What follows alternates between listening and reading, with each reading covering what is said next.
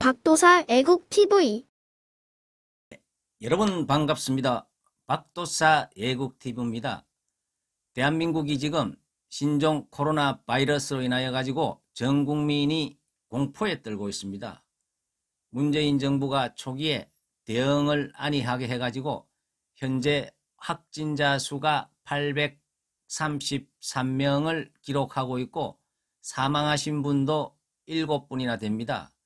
더 무서운 것은 백신이 없기 때문에 병은 있는데 약이 없기 때문에 국민들이 엄청나게 공포에 휩싸여 있습니다. 그런데 좋은 소식을 제가 하나 전달을 하겠습니다.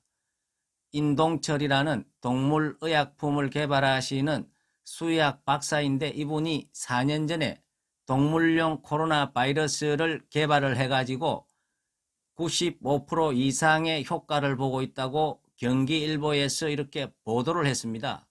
특이한 것은 이분이 동물용이지만은 실질적으로 이분 말에 의하면은 인간이 한테도 적용이 충분히 가능하다 이렇게 이야기를 하고 있습니다.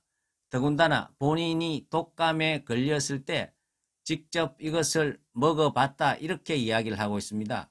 실제 의약품으로 만들려면 엄청난 시간과 비용이 들기 때문에 그렇게 하지는 못했지만은 자기가 보기에는 충분히 이것은 인간에 적용을 해도 가능하다 이렇게 이야기를 하고 있습니다.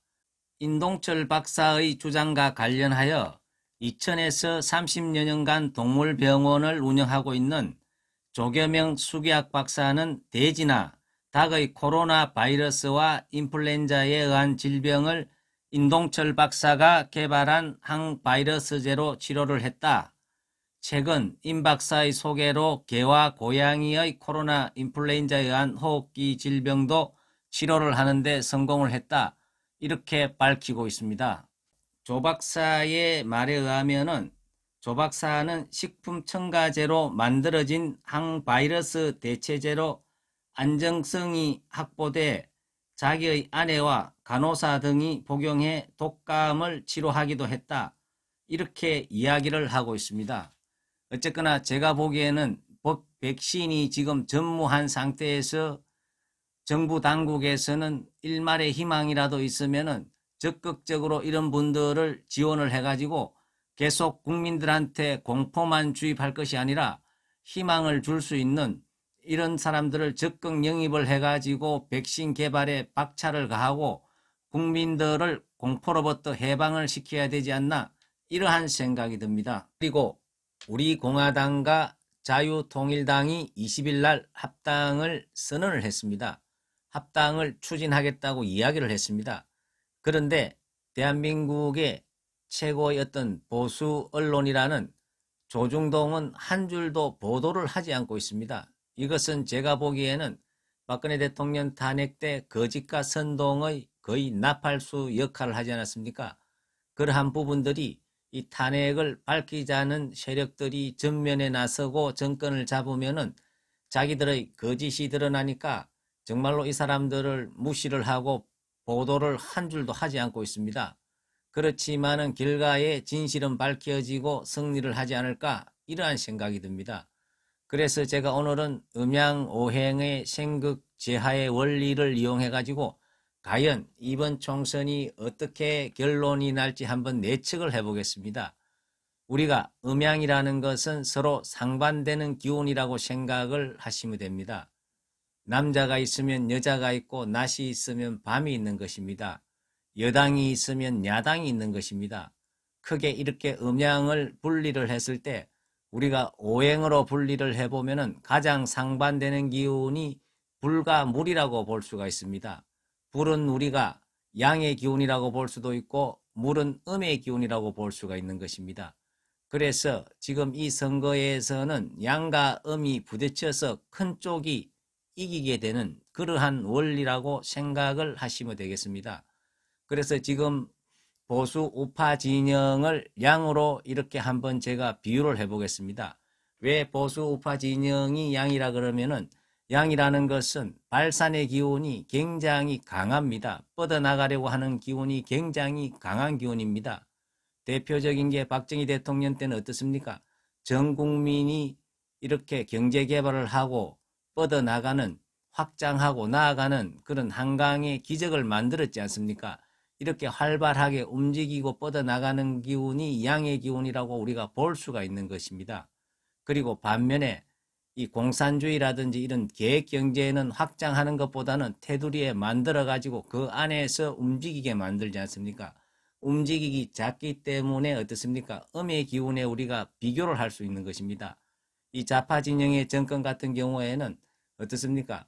자율적으로 활발하게 움직이는 것보다는 되도록이면 평등하게 골고루 나누자는 그러한 개념이기 때문에 우리가 음의 기운으로 우리가 비유를 할 수가 있는 것입니다.